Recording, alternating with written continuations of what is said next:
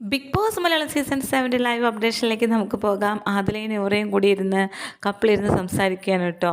പറയുന്നുണ്ട്, നൂറ ഇരുന്ന് പറയുന്നുണ്ട്, എനിക്കത് മരിച്ചാലും മറക്കാൻ പറ്റില്ല ബേബി എന്നൊക്കെ പറയുന്നുണ്ട്.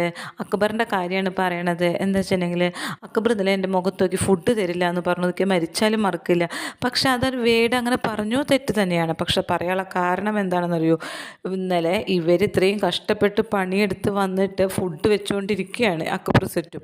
അപ്പോൾ ഇവരും മറ്റൊരു ഇതേപോലെ കഷ്ടപ്പെട്ട് വന്നിട്ട് അവരൊരു പണിയെടുക്കാതെ വെറുതെ ഇരിക്കുകയാണ്. അപ്പോൾ അവർ പറഞ്ഞു, നിങ്ങൾ നിങ്ങളുടെ ഡ്യൂട്ടി ചെയ്യൂ, നിങ്ങൾ അവിടെ ഫ്ലോർ വൃത്തിയാക്കൂ എന്ന് പറഞ്ഞു.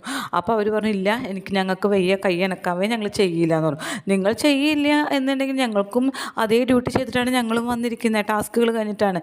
നിങ്ങൾ ചെയ്യില്ലെങ്കിൽ നിങ്ങൾക്ക് ഫുഡും തരില്ല എന്നാണ് അവർ പറഞ്ഞത്.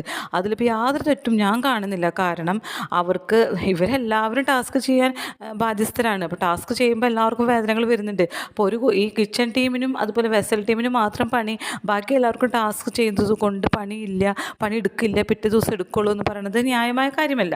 അപ്പോൾ അതുകൊണ്ടാണ് ആ പറഞ്ഞത്. ഞാൻ ലൈവ് കണ്ട ആളാണ്, അതുകൊണ്ടാണ് ആ പറഞ്ഞത്. അപ്പോൾ നൂറയ്ക്ക് ഭയങ്കര ദേഷ്യം. അനീഷേട്ട് ഇതുപോലെ എന്നോട് പറഞ്ഞിട്ടുണ്ട്, പക്ഷെ അതും എൻ്റെ മനസ്സിൽ നിന്ന് പോകൂല. അനീഷേട്ട് എന്നെ ഇഷ്ടമല്ല എന്നാണ് പറഞ്ഞിരിക്കുന്നത്. പക്ഷേ അനീഷേട്ടിന് ഒരു പേഴ്സണാലിറ്റി ഉണ്ട്, അതുകൊണ്ട് അത് ഞാൻ പുറത്തു കൊടുത്തു. പക്ഷേ ഇയാൾക്ക് അതിനൊന്നൊരു യോഗ്യതയില്ല എന്നൊക്കെ പറയുന്നുണ്ട്. നെവിനൊരു മാതിരി സ്വഭാവമാണ്.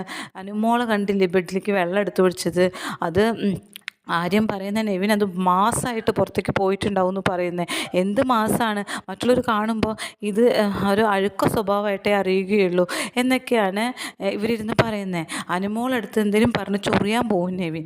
എന്നിട്ട് അവളെ വാലിരിക്കുന്നത് കേട്ട് കഴിഞ്ഞിട്ട് അവസാനം വലിയ സംഭവങ്ങളായിട്ട് അത് മാറിപ്പോവും. അപ്പോൾ ഇതൊക്കെ എന്തിനാണ് ഈ നെവി ഇതൊക്കെ ഉണ്ടാക്കുന്നത്, അത് ഇവരെ വിചാരിച്ചത് മാസമാണെന്നാണ് എന്നൊക്കെ പറഞ്ഞ് ഇവർ സംസാരിക്കുന്നുണ്ട്. അതിൽ ന്യൂറും കൂടിയിട്ടുള്ള സംസാരമാണ് കേട്ടോ.